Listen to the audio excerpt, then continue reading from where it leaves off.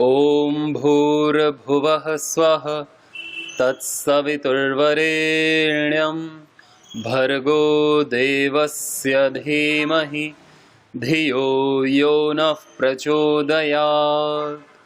ॐ त्र्यम्बकं यजामहे सुगन्धिं पुष्टिवर्धनम् उर्वारुकमिव बन्धनान् मृत्योर्मुक्षीयमामृतात्। ॐ सहना भवतु सहनौ भुनक्तु सह वीर्यं करवावहै तेजस्विनावधीतमस्तु मा विद्विषावहै। ॐ विश्वानि देव सवितर्दुरितानि परासुव यद्भद्रं तन्नयासुव। ॐ शान्ति शान्ति शान्तिः। कुछ पल हम ध्यान करते हैं, ध्यान मुद्रा में आंखें बंद, मन शांत, कमर गर्दन सीधी करते हुए ओमकार प्रभु का दर्शन, प्रभु सर्वव्यापक, जहां भी हमारी चेतना का विस्तार है, केवल उस पर ध्यान देना, अपनी उपस्थिति पर ध्यान देना, अपने होने पर ध्यान देना कि मैं हूं और जो मैं नहीं हूं वो भी है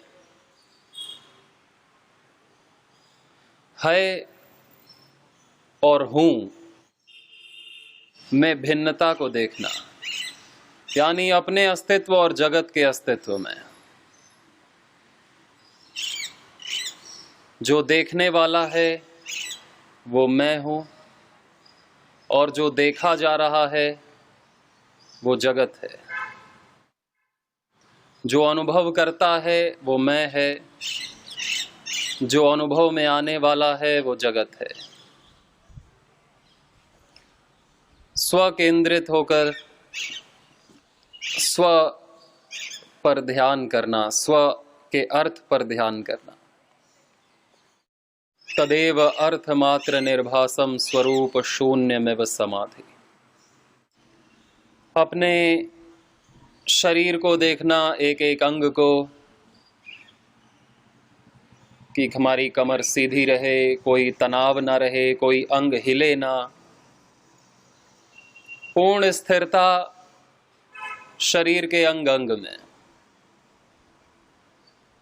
अपनी सांसों को देखना कि सांसें भी सूक्ष्म और दीर्घ हैं, पूर्ण स्थिरता हमारी सांसों में। शरीर भी स्थिर और प्राण भी स्थिर। आंखों की पुतली में भी स्थिरता। और ध्यान देना अपने मन पर, मन के एक एक विचार पर, कि विचार भी पूर्ण स्थिर हैं, शांत हैं। मैं केवल दृष्टा मात्र हूं, साक्षी हूं इन विचारों का।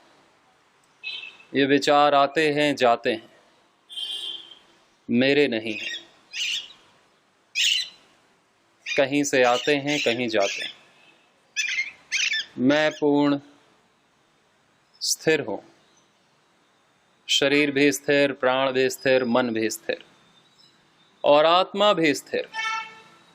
अब अपना ध्यान स्वयं पर, अर्थात शुद्ध आत्मा पर,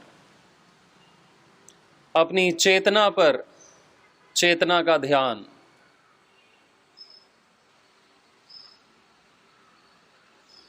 स्वयं से स्वयं का ध्यान। आत्मन्येवात्मना तुष्टः स्थित प्रज्ञस्तदोच्यते। इसी स्व के ध्यान को लगातार बनाए रखना। कुछ पलों के लिए धीरे धीरे ध्यान और प्रगाढ़ होता जाएगा और गहरा होता जाएगा, और हमारा दृष्टा भाव बना रहेगा। दृष्टा भाव कहते हैं देखने के भाव को, मात्र देखना।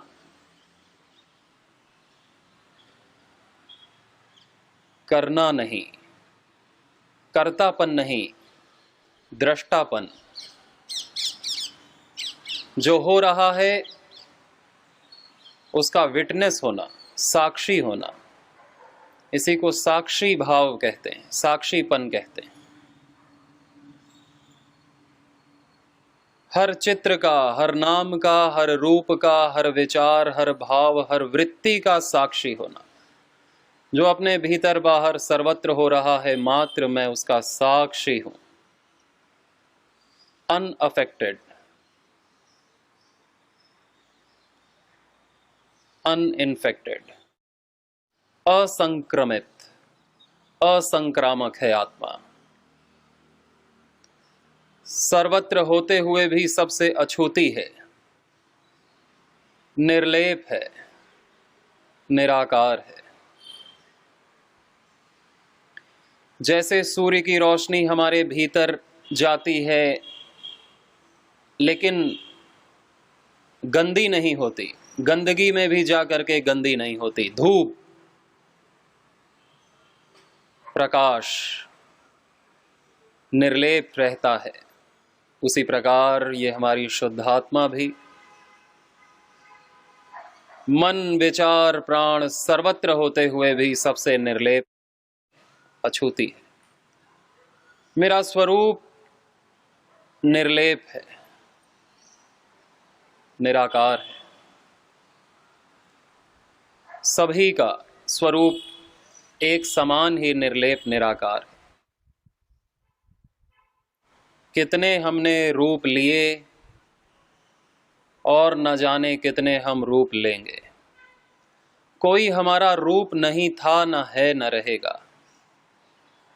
एक ही हमारा रूप है जो अरूप है, सच्चिदानंद स्वरूप है, शिव स्वरूप है। वही मेरा सत्य और नित्य रूप है। सत्य जो है, चित जो जड़ नहीं चैतन्य है, और आनंद, आनंद स्वरूप है, रस स्वरूप है, मेरा स्वरूप है। न मैं कर्ता न मैं कर्म फले स्पृहा, न मैं करता हूं न कर्म फल में मेरी स्पृहा है। मैं बस हूं। अपने दृष्टा भाव में बने रहना, अर्थात अपने साक्षी भाव में, अपने विटनेस में बने रहना। इस प्रकार अभ्यास करना, वस्तु परिस्थिति से भिन्न रहने का, तटस्थ रहने का, अछूता रहने का, कि कोई भी चीज मुझे इफेक्ट नहीं कर सकती। न सुख न दुख, न मान न अपमान, न प्रिय न अप्रिय, न अनुकूलता न प्रतिकूलता, न हानि न लाभ, न जय न पराजय, न मोक्ष न बंधन। ये सब द्वंद्व हैं, स्वप्न हैं। मैं इन सब से भिन्न, नित्य, शुद्ध, बुद्ध, मुक्त, साक्षी दृष्टा मात्र, सच्चिदानंद स्वरूप शुद्धात्मा। त्रदा दृष्टुः स्वरूपे अवस्थानम। महर्षि पतंजलि ने आत्मा को दृष्टा कहा। तदा दृष्टुः स्वरूपे अवस्थानम, दृष्टा अपने स्वरूप में स्थिर हो जाता है, ठहर जाता है। ये योग का लाभ बताया। अभी हम योग में ही स्थिर हैं कि हम वस्तु व्यक्ति परिस्थिति से एक नहीं हैं, सर्वथा भिन्न जो सत्य अवस्था है हम उसे अनुभव कर पाते हैं। हमारा अहंकार हमको जड़ पदार्थ से, असत्य से जोड़े रखता है। संबंधों से, वस्तुओं से, पद प्रतिष्ठा से, शरीर से, संसार से, भौतिक सामग्री से। योग हमें स्वयं से जोड़ता है, स्वयं की चेतना, परम आत्मा से जोड़ता है। अपने उस जुड़ाव में बने रहना, इसी को कहते हैं ध्यान। तत्प्रत्ययिकतानता ध्यानम। इसी ज्ञान की, इसी चेतन अवस्था, तटस्थ साक्षी भाव की निरंतरता को बनाए रखना ही ध्यान है। इसी में समाधान है, सारे समाधान इसी अवस्था में है। कोई शोक नहीं, कोई रोग नहीं, कोई घृणा नहीं, कोई ईर्ष्या नहीं, कोई काम नहीं, कोई द्वेष नहीं। ये सारे विकार तभी आते हैं जब हम असत्य से अपना संबंध जोड़ लेते हैं, असत से। जो हम नहीं हैं हम उससे एक होना चाहते हैं, जो हम हैं उससे एक हो जाएं तो फिर न काम, न क्रोध, न रोग, न मृत्यु, न भय, न वार्धक्य, फिर तो आनंद ही आनंद है। सदा रस ही रस, प्रसन्नता ही प्रसन्नता। चिदानंद रूपः शिवोहम शिवोहम अहम ब्रह्मास्मि। इतना अभ्यास कि आंख खोलने पर और व्यवहार करने पर भी हमारा दृष्टा भाव बना रहे, कि ना सम्मान फर्क करे हमारी आत्मा पर, ना अपमान फर्क करे हमारी आत्मा पर, न अनुकूलता, न प्रतिकूलता, न जय, न पराजय, न हानि, न लाभ, न जन्म, न मृत्यु।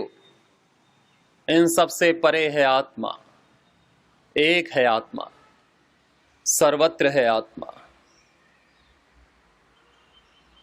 न मेरा है न पराया है, मेरा भाव ही नहीं, मेरे भाव के परे है आत्मा। समय के परे है, काल के परे है, भूत भविष्य वर्तमान के परे है, त्रिकालातीत। सत्व रजस तम के परे है, गुणातीत, कालातीत, भावातीत। वही मेरा स्वरूप है।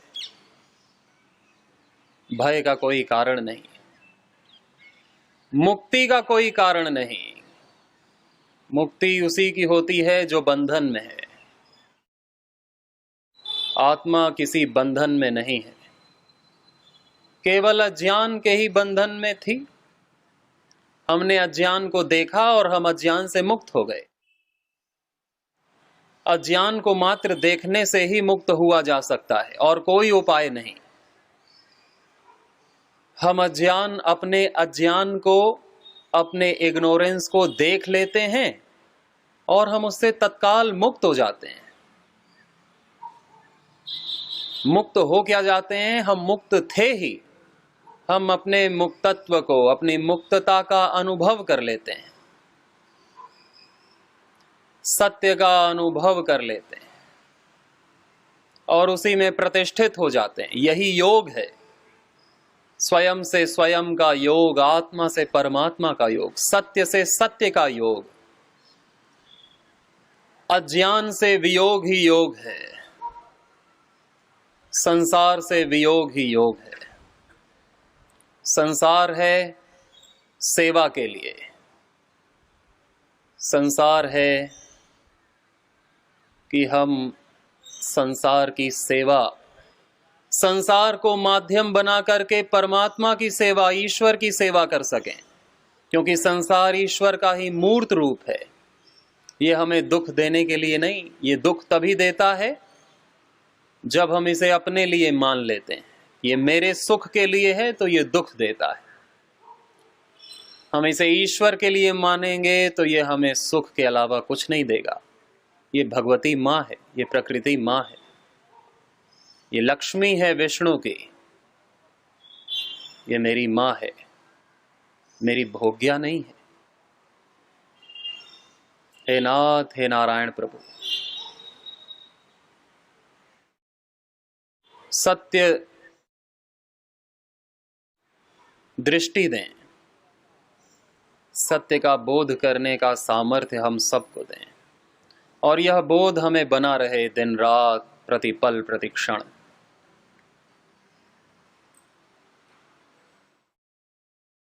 व्यवहार में भी, जागृत में भी और स्वप्न में भी, आचरण वाणी व्यवहार में भी, व्यापार में भी, संसार में भी और ध्यान में भी। ओम। इसी को ज्ञान योग कहते हैं, इसी को राज योग कहते हैं, इसी को ध्यान योग कहते हैं। जिस ज्ञान से हमारा तत्काल समाधान हो जाए, हमारे हर दुख का, हमारी हर पीड़ा का, हमारे हर चिंता का एक पल में समाधान कर देता है ज्ञान। नहीं ज्ञानेन सदृशम पवित्रम में विद्यते, तत्स्वयं योग संसिद्धे कालेनानति विन्दते। मौन ध्यान करेंगे, स्वयं का, स्वयं में हो करके सबका दृष्टा रहना, सबका साक्षी रहना, मात्र देखना, विचार को भी, प्राण को भी, शरीर को भी, पृथ्वी अग्नि जल वायु आकाश पंच तत्व को भी, समय को भी, दिशा को भी, काल को, मैं हूं, अपने होने का अनुभव करना। दोनों हाथों को ऊपर उठा के घर्षण करते हैं और अपनी आंखों पर रखते हैं। धीरे धीरे हम आंखें खोलते हैं। इस प्रकार हमने आज ज्ञान के आधार पर ध्यान किया। हल्की हल्की वर्षा भी हो रही है, भगवान का आशीर्वाद है, कृपा है।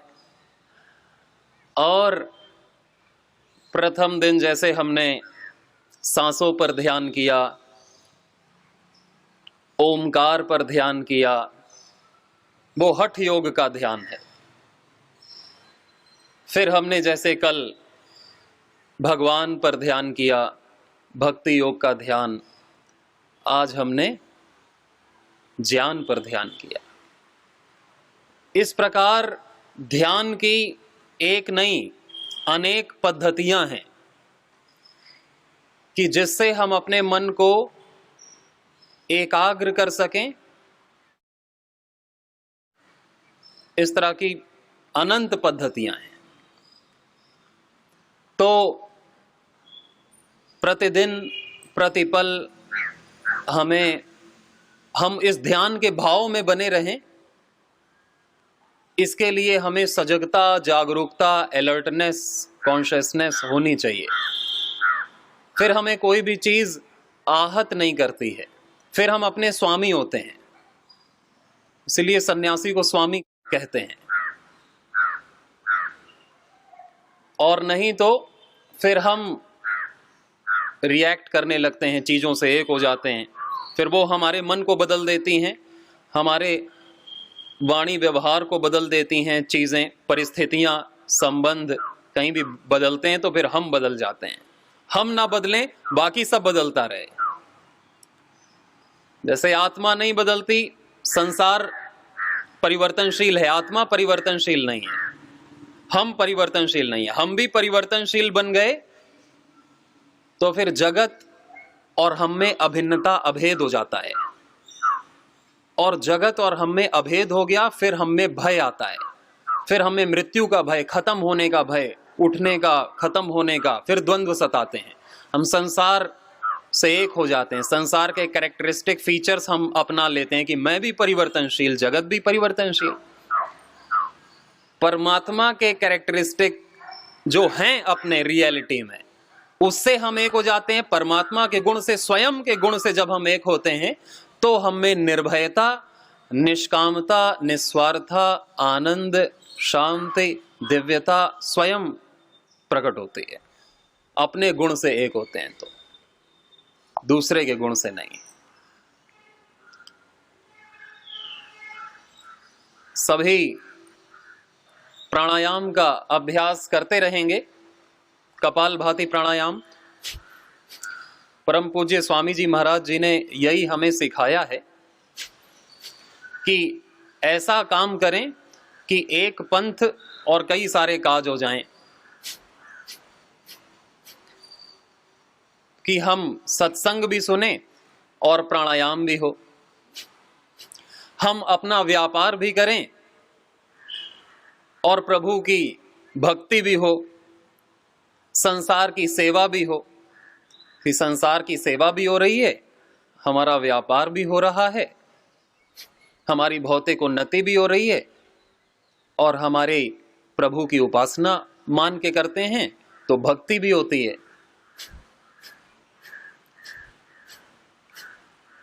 प्रतिदिन प्रातः सायं हमको ये प्राणायाम का अभ्यास, इससे हमारे शरीर का वायु तत्व शुद्ध होता है। ये हमें जानने की जरूरत है, हमारा शरीर पंच तत्व से ही तो बना है। पृथ्वी, जल, अग्नि, वायु, आकाश। वायु तत्व कैसे शुद्ध होगा? प्राणायाम करने से। अंदर का जो दूषित वात है उसे बाहर निकालना और शुद्ध वायु भस्त्रिका, अनुलोम विलोम से अंदर लेना। और हमारे शरीर का पृथ्वी तत्व कैसे शुद्ध होता है? पृथ्वी तत्व शुद्ध होता है जब हम धरती के संपर्क में आते हैं तो। मिट्टी चिकित्सा करते हैं, मड थेरेपी करते हैं, मिट्टी स्नान करते हैं, या कम से कम मिट्टी पे चलते हैं, मिट्टी के स्पर्श में आते हैं। और आहार भी तो धरती से ही निकला है। अन्न में तो मूलतः तो पृथ्वी तत्व ही है। हमारा आहार शुद्ध होता है तो हमारे शरीर का पृथ्वी तत्व शुद्ध होता है। आहार सात्विक है तो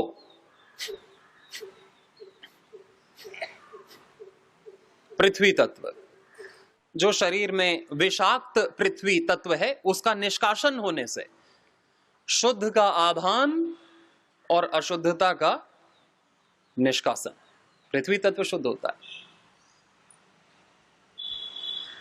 फिर अग्नि तत्व कैसे शुद्ध होता है? अग्नि तत्व शुद्ध होता है उपवास जब हम करते हैं तो जठराग्नि तेज होती है। जठराग्नि बढ़ती है तो सारे मलों का पाचन करती है। सूर्य स्नान जब करते हैं तो हमारे शरीर का अग्नि तत्व शुद्ध होता है। सूर्य में अग्नि है, वो अग्नि के कण हमारे भीतर प्रवेश करते हैं। हम यज्ञ करते हैं तो हमारा अग्नि का दर्शन से, अग्नि के माध्यम से जो औषधि हमारे भीतर जाती है, अग्नि तत्व शुद्ध होता है। और सबसे ज्यादा तो उपवास से। जितना अग्नि संतुलित रहेगी, ज्यादा अग्नि भी हानिकारक है, कम अग्नि भी हानिकारक है। ज्यादा यज्ञ में अग्नि उठती है तो भी हम यज्ञ नहीं कर पाते, कम होगी तो भी कैसे यज्ञ करेंगे, फिर तो धुआं निकलेगा।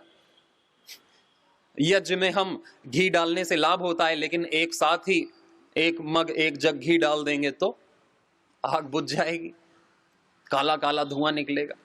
हमारे इधर भी हम बहुत सारी हवन सामग्री डाल दें तो आग बुझ जाएगी। थोड़ा थोड़ा डालते हैं तो बहुत लाभ होता है, संतुलन से चल रहा है सब कुछ। और ये यहां भी तो जठराग्नि चलती है, और वो जठराग्नि में हम बहुत सारा भोजन डाल दें, जठराग्नि मंद है और बहुत सारा भोजन डाल दें, पच नहीं रहा है और बहुत सारा घी, बहुत सारा चिकना, बहुत सारी मिठाई डाल दें, तो आग तो चली गई। फिर भोजन पचेगा कैसे? वो पड़े पड़े पड़े पड़े सड़ेगा, बरसों तक पड़ा रहेगा। उसी से घनघोर कैंसर हो जाता है आंतों का, काटनी पड़ती हैं आंतें, सारे घाव हो जाते हैं, अल्सर हो जाता है, पाइल्स हो जाता है, बहुत सारी गांठें हो जाती हैं, पथरी हो जाता है, क्या नहीं होता। उपवास आवश्यक है।